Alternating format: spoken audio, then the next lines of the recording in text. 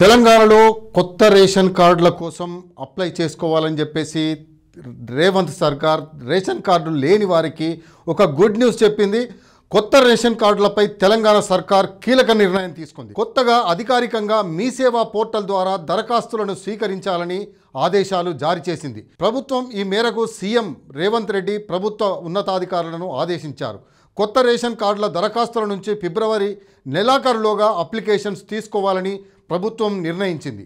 ఇందులో భాగంగానే ప్రజాపాలనలో రేషన్ కార్డు కోసం అప్లై చేసుకున్న వారు ఫిబ్రవరి చివరి వారంలో మీ సేవ ద్వారా అప్లై చేయొచ్చని చెప్పేసి ఆదేశాలు జారీ చేశారు. అభయహస్తం పేరుతో మొత్తం 5 గ్యారంటీలను దాదాపుగా 1,10,00,000 అప్లికేషన్లు వచ్చాయి. ఇందులో అత్యధికంగా కొత్తగా రేషన్ కార్డుల కోసం ఇళ్ల కోసం అప్లై చేసుకున్న వారే ఉన్నారు. అర్హుల సంఖ్య ఎక్కువగా ఉండడంతో స్క్రూటినీ చేయడం త్వరగా అయ్యే పని కాదు. దీనివల్లే రేషన్ కార్డుల కోసం అధికారికంగా మీ సేవ ద్వారా అప్లికేషన్లను స్వీకరించాలని డిసైడ్ చేశారు.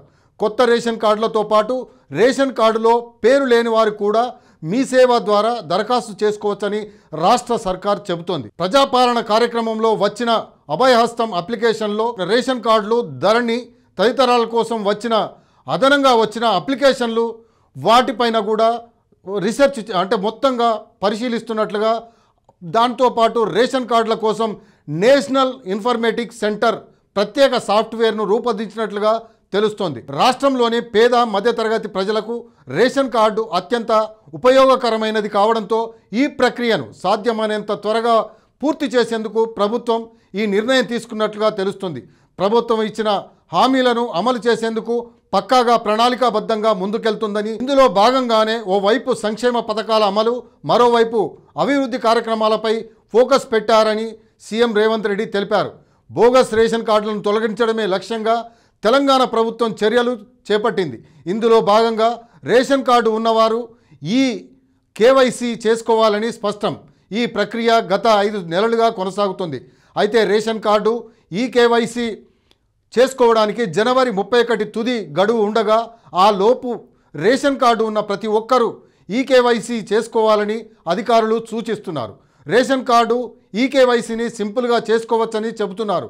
రేషన్ డీలర్ల వద్దకు వెళ్ళి ఆధార్ నంబర్ చెప్పి ఆ తర్వాత వేలిముద్రలు నమోదు చేస్తే ఈ కేవైసీ పూర్తవుతుందని వివరిస్తున్నారు. రేషన్ కార్డు ఈ కేవైసీ చేసుకోకుంటే వారి పేరును రేషన్ కార్డు నుంచి తొలగిస్తామని స్పష్టం చేశారు. జనవరి 31వ తేదీలోగా రేషన్ కార్డు ఆధార్ నంబర్కు లింకు చేయాలని పౌర సరఫరాల శాఖ కమిషనర్ దేవేందర్ సింగ్ చౌహాన్ సూచించారు.